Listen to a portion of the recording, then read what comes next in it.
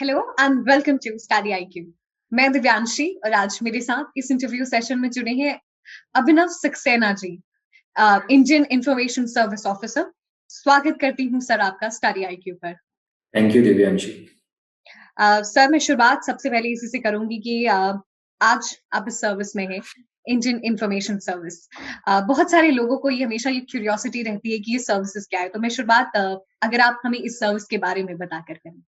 जी, Indian information service या फिर भारतीय सूचना सेवा, ये ministry of information and broadcasting, सूचना एवं प्रसारण मंत्रालय के अंतर्गत इसके सभी ऑफिसर्स पोस्ट होते हैं।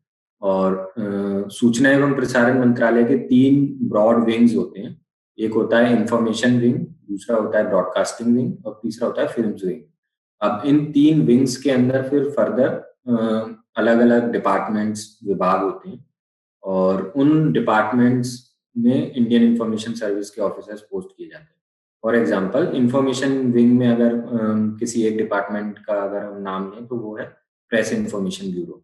तो इंडियन इंफॉर्मेशन सर्विस के ऑफिसर्स ही प्रेस इंफॉर्मेशन ब्यूरो को मैन करते हैं। सिमिलरली अगर ब्रॉडकास्टिंग विंग की बात करें तो इसमें प्रसार भारती के अंतर्गत दूरदर्शन न्यूज़ या फिर ऑल इंडिया रेडियो न्यूज़, तो इनको भी इंडियन इंफॉर्मेशन सर्विस के ऑफिसर्स ही मैनेज करते हैं। और तीसरा है फिल्म्स विंग, तो इसके अंदर भी कई सारे डिपार्टमेंट्स हैं, जिनमें से एक अगर नाम लेना हो तो डायरेक्टोरेट ऑफ फिल्म फेस्टिवल्स है, जिसके अंदर इंडियन इंफॉर्मेशन सर्विस के ऑफिसर्स होते हैं। अब इन तीनों विंग्स के ऊपर अगर देखें तो जो लार्जली ऑब्जेक्टिव या पर्पस होता है इंडियन इंफॉर्मेशन सर्विस के ऑफिसर्स का, या जो जॉब प्रोफाइल अगर बोला जाए, तो वो होता है कि गवर्नमेंट की जो भी इंफॉर्मेशन है, अब वो स्कीम्स से रिलेटेड हो सकती है, गवर्नमेंट के डिसीजंस से रिलेटेड हो सकती है, किन स्कीम्स में कौन बेनिफिशियरीज हैं, या क्या गवर्नमेंट डिसीजंस ले रही है स्कीम से रिलेटेड, पॉलिसीज से रिलेटेड, कोई इवेंट्स हैं, अवेयरनेस जनरेशन है किसी भी चीज़ के ऊपर, तो वो सारा काम इंडियन इंफॉर्मेशन सर्विसेज के ऑफिसर्स का होता है। सर आपने जैसे हमें सर्विस के बारे में एक्वेंट किया और ये बहुत जरूरी भी है और यही प्रयास हमारा है कि जब जो भी एस्पिरेंट्स है वो जब डैव भरते हैं तो बहुत सारे सर्विसेज के बारे में वेल एक्वेंटेड नहीं होते। तो आपके माध्यम से जब वो डैव भरेंगे तो इंडियन इंफॉर्मेशन सर्विस की जो भी रोल्स एंड रिस्पॉन्सिबिलिटीज होती हैं उनको वो समझ में आएगा। सर जैसे हम बात करें इस सर्विसेज के बारे में, आपको हमेशा से पता था ये सर्विसेज क्या है ये सर्विस? हमेशा से तो नहीं पता था। Usually UPSC civil services exam की जब लोग तैयारी शुरू करते हैं तो जो सर्विसेज सबसे ज़्यादा पब्लिक फेसिंग होती हैं उन्हीं के बारे में यूजुअली लोगों को इन्फॉर्मेशन होती है। फॉर एग्जांपल आईएएस, आईपीएस सबसे ज़्यादा नोन सर्विसेज हैं। सिमिलरली अगर कोई तैयारी शुरू कर रहा है या कुछ इस तरह के एनवायरनमेंट से या बैकग्राउंड से आता है जहाँ उसको सिविल सर्वेंट्स की कोई नॉलेज है, उस फैमिली से आ रहा है, तो कुछ और सर्विसेज भी हो सकती हैं, इंडियन रेवेन्यू सर्विस या इस टाइप की कुछ सर्विसेज, जिनके बारे में उन्होंने सुना होता है कहीं न कहीं न्यूज़पेपर्स में या मीडिया में। But other than these services, ये जो 4-5 सर्विसेज हैं, IAS, IPS, foreign service, forest service, revenue service, बाकी की सर्विसेज का या तो केवल नाम सुना होता है या फिर नाम भी नहीं सुना होता। ज़्यादा डिटेल्स तो किसी भी सर्विस की नहीं पता होती। तो सेम केस मेरे साथ भी था कि सभी सर्विसेज के बारे में पूरी इन्फॉर्मेशन तो नहीं थी। लेकिन जब डेफ फिल करते हैं तो उसमें we have a list of services. उस टाइम पर ज़रूर मैंने सभी सर्विसेज के बारे में थोड़ी बहुत इन्फॉर्मेशन जितनी मिल सकी वो इकट्ठी की। उसके बाद ही मैंने अपना डेफ फिल किया। और एस्पिरेंट्स यूजुअली यही करना चाहिए। केवल टॉप की 3-4 सर्विसेज भरने के बाद बाकी को रैंडमली नहीं फिल करना चाहिए। उनके बारे में जितनी ज़्यादा आपको जानकारी मिल सके उतनी ज़्यादा जानकारी आप प्राप्त करिए। चाहे वो अन्य अधिकारियों के माध्यम से हो या फिर इंटरनेट पे अवेलेबल सोर्सेज के माध्यम से हो, या उन सर्विसेज के जो cadre controlling authorities usually ministries होती हैं उनकी कंसर्न। तो उन मिनिस्ट्रीज़ की वेबसाइट्स पे जाके आप देखिए उन सर्विसेज के बारे में, और कहाँ आपके इंटरेस्ट एरियाज लाए करते हैं, आपकी कैपेबिलिटीज किन सर्विसेज के साथ सबसे ज़्यादा मैच होती हैं। एक जॉब एबिलिटी फिट अगर आप देख पा रहे हैं किसी सर्विस के साथ, तो उन सर्विसेज को फिर आप अपने प्रेफरेंस में थोड़ा ऊपर रख सकते हैं as compare to other services. कुछ लोगों के लिए लोकेशन एक क्राइटेरिया होता है कि उनको मेट्रो सिटीज में या बड़ी सिटीज में ही रहना है, तो फिर वो उस तरह की सेंट्रल सर्विसेज को अपने प्रेफरेंस में ऊपर रख सकते हैं, जिनमें उन्हीं सिटीज या उन्हीं उसी टाइप के एरियाज में उनकी पोस्टिंग होती है। तो ये अलग अलग क्राइटेरिया आप अपने पता करिए सभी सर्विसेज के बारे में, उसके बाद ही आप अपना डेफ अच्छे से फिल कर सकते एंड वेरी राइटली मेंशन कि जब भी लोग यूपीएससी सीएससी की तैयारी करते हैं तो मोर ओवर वो कहते हैं कि आईएएस की तैयारी कर रहे हैं, but it's very important to know what are the services that comes in the UPSC CSC examination. और जब आप डैफ भर रहे हैं तो you should be very vigilant कि जो भी सर्विसेज की प्रेफरेंस है इट सूट्स योर इंटरेस्ट और नॉट। और ये जैसे सर ने भी कहा कि जब आप डैफ भरे तो बहुत ध्यान से भरे भरे। सर ये तो हमने बात कर ली इंडियन इंफॉर्मेशन सर्विस की, और भी जानेंगे, लेकिन सबसे पहले मैं आपसे जानना चाहती हूँ एक एस्पिरेंट से आज एक ऑफिसर तक का सफर, how do you see this? हैं। एक एस्पिरेंट से ऑफिसर का तक का सफर काफी लंबा होता है। Even if you get selected in your first और सेकंड अटेम्प्ट, तो भी अगर बात करें किसी एस्पिरेंट की, जब वो अपनी तैयारी अपनी जर्नी शुरू करता है, तो वो जिस मोमेंट पे सोचता है उसके बाद उसको ये डिसाइड करने में भी थोड़ा टाइम तो लगता है कि मैं डेडिकेटेडली या कमिटेडली इस एग्जाम की तैयारी करूंगा। Because everyone who thinks of appearing for this exam, वो कुछ ना कुछ जानकारी हासिल करेगा, उसके बाद ही वो तैयारी शुरू करेगा। तो जब उसको ये जानकारी मिलती है कि हाँ भाई इसमें प्रीलिम्स स्टेज होती है, फिर मेंस होता है, फिर इंटरव्यू स्टेज होती है, उसके बाद रिजल्ट आता है, तो वो एग्जाम प्रोसेस ही अपने आप में 10 से 11 महीने की एक जर्नी होती है।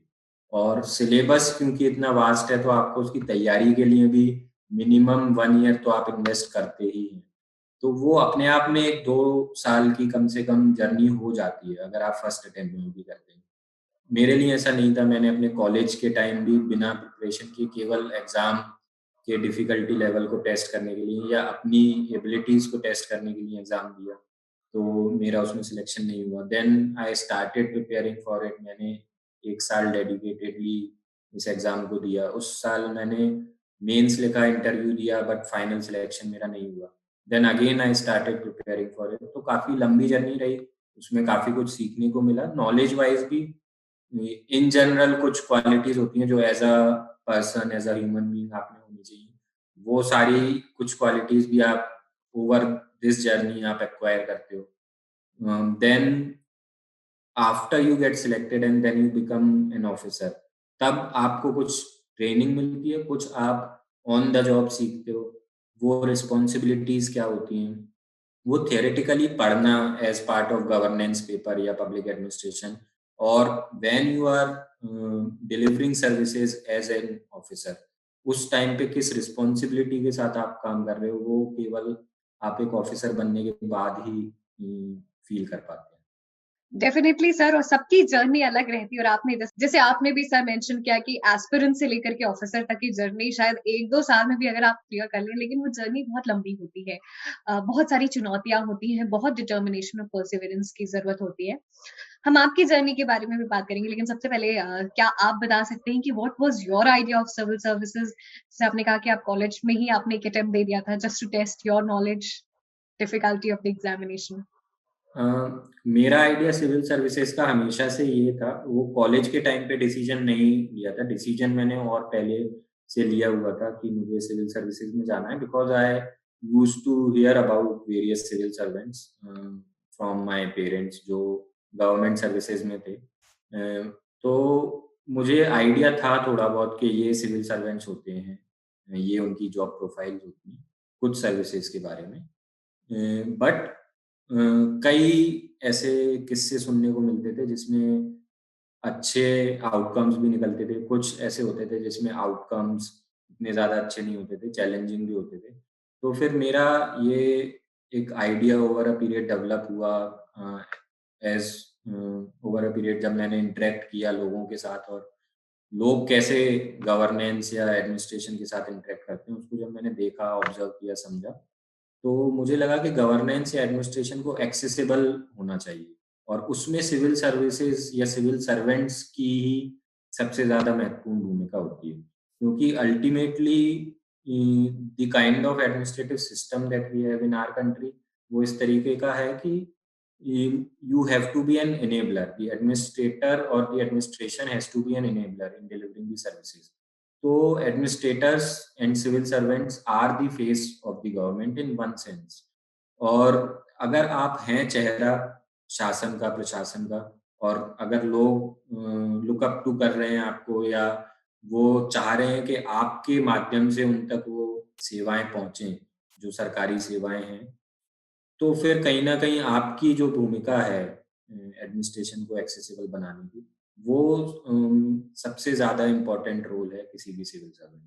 बेशक एंड और जो सबसे ज्यादा अट्रैक्टिंग इस करियर के बारे में है कि you are the face of governance, people look up to you. Sir आपने भी जैसे मेंशन किया कि एस्पिरेंट की जर्नी काफी लंबी होती है, आपकी भी 1 अटेम्प्ट 2 अटेम्प्ट 3 अटेम्प्ट की थी। अब क्या ऐसा फैक्टर था which kept you in the services, क्योंकि मन बनाना, इस जर्नी में सस्टेन करना, ये भी एक बहुत बड़ा चैलेंज है। आपको लगता है कि people are progressing in their lives, careers बन रहे हैं? सभी की, जैसे आपने भी समझा भी इस चीज़ को और काफ़ी क्लियरली आपने पॉइंट आउट किया कि सबकी जर्नी अलग-अलग होती है। तो उसी तरह से मेरी जर्नी भी अलग थी, और मेरे जो रीज़न्स थे सिविल सर्विसेज़ को जॉइन करने के, वो कहीं न कहीं मेरे अपने थे। तो जब आप किसी अपने एम को खुद से रिलेट करके करते हो, आप एक हर्ड मेंटालिटी के साथ इसमें नहीं आ रहे हैं, या आप इसको एक रैट रेस की तरह लेकर इसमें नहीं कूद पड़ रहे हैं। आप अपने रीजंस को अगर अच्छे से जानते हैं कि why do you want to join the civil services, और आप आगे क्या करना चाहते हैं, आपका ओवरऑल या लार्जर गोल या विजन क्या रहेगा सिविल सर्विसेज में आने के बाद। अगर आपके दिमाग में उस चीज की क्लैरिटी है, तो कहीं ना कहीं आप अपने आप को पुश कर पाओगे, अपने कंफर्ट जोन से बाहर ले जा पाओगे, क्योंकि कई तरह के चैलेंजेस आएंगे। हर किसी के लिए अलग अलग तरह के चैलेंज आते हैं। जैसे जर्नी अगर यूनिक है, तो चैलेंजेस भी उसमें यूनिक होते हैं, इसीलिए सबकी स्ट्रेटजीज भी यूनिक होनी पड़ती हैं। और इसीलिए सबके रीजंस सिविल सर्विसेज को ज्वाइन करने के अलग होते हैं, और जो वो ड्राइविंग फैक्टर्स जिनकी आप बात कर रहे हैं, वो भी सबके अलग होते हैं। तो मेरे लिए एक तो जो रीजन थे मेरे, वो क्लियर थे दिमाग में। दूसरा, मैंने कोई अपने लिए बैकअप प्लान्स उस टाइम पर नहीं सोचे थे। मैं कॉलेज के बाद जॉब ज्वाइन कर सकता था। मैंने ग्रेजुएशन के बाद थोड़ा प्राइवेट सेक्टर में जॉब किया। उसके बाद पोस्ट ग्रेजुएशन के टाइम जब मैंने तैयारी के बारे में सोचा कि अब मैं पोस्ट ग्रेजुएशन के बाद तैयारी करूँगा, उस टाइम पे भी मेरे पास जॉब ऑफर्स थे। बट मैंने उनको नहीं जॉइन किया, बिकॉज़ आई न्यू कि मुझे अब now is the right time for me to get into this preparation. So then there was no point in doing a job and also preparing for it. Definitely sir. और अगर सपना इतना बड़ा है तो जर्नी और सैक्रिफाइसेस भी आपके बड़े ही होने चाहिए। और आपने भी जैसे बताया कि आपके पास भी जॉब्स ऑफर थे, लेकिन यू डिडंट टेक अप क्योंकि आपको कुछ अलग करना था। You have to be apart from the भीड़, अगर उसे हम इस तरीके से कह सकें। कई बार होता है ऐसा सर कि मन बना लेते हैं, लेकिन पीयर प्रेशर होता है कि यूपीएससी इतना अनप्रेडिक्टेबल एग्जामिनेशन है, प्लान बी का होना कितना आवश्यक है। तो आपके हिसाब से, आपने जैसे कहा कि उस समय आपके पास प्लान बी नहीं था, लेकिन यूपीएससी की इवोल्यूशन के हिसाब से आपको क्या कितना ज़रूरी लगता है एक प्लान बी होना? प्लान बी, अगर आप इस उद्देश्य से आ रहे हैं कि आपको ज्वाइन करना ही है इस प्रिपरेशन में, अगर आप इस उद्देश्य से आ रहे हैं, तो फिर प्लान बी की उतनी ज़्यादा ज़रूरत उस समय पर तो नहीं होती है। बट जब आप 1-2 साल, 3 साल ट्राई कर रहे हैं और फिर भी अगर आपका सिलेक्शन फाइनली नहीं हो पा रहा है, तो आप कुछ एक प्लान एक्सप्लोर कर सकते हैं उस टाइम पर। बट मेरे ख्याल से शुरू के 1-2 साल, 3 साल भी अगर आप प्लान बी भी लेकर चलते रहेंगे, तो आपके अंदर वो सीरियसनेस कहीं न कहीं शायद मिसिंग रहेगी। और प्लान बी का ऐसा नहीं है कि आपको उसके लिए बहुत ज़्यादा कोई मेहनत करनी पड़ती है। जैसे मैंने बोला कि मेरे पास प्लान बी उस समय पे मैंने नहीं सोचा था। बिकॉज़ आई न्यू कि मेरे पास अभी जॉब ऑफर है, तो अगर मैं बाद में भी, मेरा इसमें सिलेक्शन अगर नहीं भी होता है, हालाँकि मैंने इस तरह से नहीं सोचा था कि मेरा सिलेक्शन नहीं होता है तो मैं क्या करूँगा। बट उतना कॉन्फिडेंस था कि अगर नहीं भी होता है इन द वर्स्ट केस, तो I will be able to find some respectable job, because मैंने पहले भी जॉब किए हुए हैं। अगेन मेरे पास जॉब ऑफर्स हो रहे थे। तो I had that level of confidence in me. वो कॉन्फिडेंस तो आपको अपने ऊपर रखना पड़ेगा, तभी आप उससे भी ऊपर या उससे आगे बढ़कर यूपीएससी के एग्ज़ाम में सक्सेसफुल हो पाएँगे। बिल्कुल। और ये बहुत बार ये फैक्टर प्लान बी का जो होता है, वो जो आपका प्लान है उसको अचीव करने से पीछे खींचता है। इसलिए अगर आप डिटरमाइंड हैं तो 1-2 साल आप डेडिकेट कर सकते हैं, जैसे सर ने कहा। 1-2 साल तो आपको डेडिकेट करने ही होंगे, वो तो इट इज़ अ गिवन। जैसा मैंने स्टार्टिंग में भी बोला था कि वो एग्ज़ाम का प्रोसेस ही 10-11 महीने लेता है और उसका सिलेबस इतना वास्ट है कि उसको कवर करने में भी आपको मिनिमम 10, 11, 12 महीने ईज़िली लग जाते हैं, अगर आप उसको प्रॉपर स्ट्रैटेजी के साथ करें। देन आपको रिविज़न्स करने होते हैं, तो वो रिविज़न भी continuous on a regular basis भी होते हैं। Then after completing the syllabus भी कई रिविजन्स आपको करने होंगे, तो उसके लिए भी आपके पास सफिशिएंट टाइम होना चाहिए। इसीलिए 1-2 साल इज़ मस्ट। ये तो हमने जर्नी की बात कर ली। अब मैं समझना चाहूँगी कि एग्ज़ामिनेशन को सिस्टमैटिकली कैसे समझना है? एग्ज़ामिनेशन को सिस्टमैटिकली समझने का सबसे आसान तरीका और जो बिगिनर्स स्टेप होना चाहिए, वो है एग्ज़ामिनेशन का नोटिफ़िकेशन। अगर आप उसको पढ़ें तो उस नोटिफ़िकेशन में एग्ज़ाम का पैटर्न, एग्ज़ाम का सिलेबस सब कुछ अवेलेबल है। एग्ज़ाम की और भी जो भी कंडीशंस हैं, एक कैंडिडेट की एलिजिबिलिटी कंडीशंस से लेकर एग्ज़ाम के अलग-अलग स्टेजेस के बारे में सारी डिटेल्स उस एग्ज़ाम नोटिफ़िकेशन में होती हैं। तो जभी भी यूपीएससी का नोटिफिकेशन आता है यूजुअली फेब-मार्च के आसपास जिन मंथ्स में भी आता है, आप लेटेस्ट नोटिफिकेशन देखिए, उसमें अपनी एलिजिबिलिटी कंडीशन सबसे पहले तो एंश्योर करिए। उसके बाद आप एग्ज़ाम के पैटर्न पे आएँगे तो जो स्टेजेज़ हैं preliminary stage, then mains, then interview. तो आपको ये समझना होगा कि अगर 3 स्टेज हैं, तो तीनों स्टेजेज़ का कोई ना कोई पर्पज़ रहा होगा या कोई ना कोई पर्पज़ है। और उस पर्पज़ को आपको समझते हुए उन स्टेजेस की तैयारी करनी है। तो प्रीलिम्स के बारे में अगर पैटर्न देखें फिर एक बार आपने स्टेजेस जान लिए, अब आप पैटर्न देखिए। प्रीलिम्स में 2 पेपर होते हैं, एक जनरल स्टडीज़, एक सीसैट। जनरल स्टडीज़ में कुछ सब्जेक्ट एरियाज़ दिए हुए हैं, उनके बारे में objective type questions. Similarly CSAT में भी लॉजिकल रीज़निंग, मैथ्स, कॉम्प्रिहेंशन इनसे रिलेटेड ऑब्जेक्टिव टाइप क्वेश्चन्स। तो प्रीलिम्स में आपकी नॉलेज को ऑब्जेक्टिवली टेस्ट किया जा रहा है और ऑब्जेक्टिवली टेस्ट करने के साथ-साथ आपका एनालिटिकल माइंड या एप्लीकेशन ऑफ माइंड देखा जा रहा है कि आपने जो पढ़ा हुआ है, क्या आप उसको उस टाइप के क्वेश्चन्स में उस नॉलेज को अप्लाई कर पा रहे हैं या नहीं? क्योंकि यूपीएससी में जिस तरह के क्वेश्चन आते हैं, वो स्ट्रेट फॉरवर्ड क्वेश्चन नहीं होंगे कि यहाँ की कैपिटल क्या है या इस टाइप का स्ट्रेट फॉरवर्ड क्वेश्चन यूजुअली नहीं होते हैं। उसमें कुछ ना कुछ स्टेटमेंट्स रहेंगे, आपको उन स्टेटमेंट्स को आइडेंटिफ़ाई करके अपने आंसर्स ड्राइव करने होते हैं। तो वो कहीं न कहीं आपका एप्लीकेशन ऑफ माइंड चेक कर रहे हैं। तो आपकी जो तैयारी होगी उस टाइम पे भी आप केवल रोट लर्निंग नहीं कर सकते हैं। आपको कई सारे फैक्ट्स होंगे, उनको मेमोराइज़ तो करना ही है बट उन फैक्ट्स के आस-पास और किस तरह के क्वेश्चन्स बन सकते हैं, उस अप्रोच से आपको अपने प्रीलिम्स की तैयारी करनी होगी। Now if you come to mains, mains में फिर जनरल स्टडीज़ के सब्जेक्ट्स हैं, एसे पेपर है, 2 लैंग्वेज पेपर्स हैं एंड ऑप्शनल पेपर हैं। तो आपको सभी का सिलेबस देखना होगा उसमें भी। उस सिलेबस के अकॉर्डिंग आप जब तैयारी करेंगे अब since mains is a subjective paper तो सब्जेक्टिवली आपको तैयारी करनी है। आपको इन डेप्थ नॉलेज गेन करने की ज़रूरत है। आर्ग्यूमेंट्स आपको एस्टेब्लिश करने होते हैं, जस्टिफाई करने होते हैं अपने आंसर्स में। तो आप अपने आर्ग्यूमेंट्स डेवलप कीजिए प्रिपरेशन के टाइम पर ही। सिमिलरली फिर आप अगर आप पर्सनैलिटी टेस्ट पे आते हैं जिसको इंटरव्यू बोलते हैं, तो उसमें आपकी पर्सनैलिटी टेस्ट हो रही है। अब वो पर्सनैलिटी ऐसा तो है नहीं कि आप केवल इन 1-2 साल में डेवलप कर लेंगे। वो आप अभी तक भी डेवलप करते हुए आ रहे हैं और इन 1-2 साल में भी आप डेवलप करेंगे।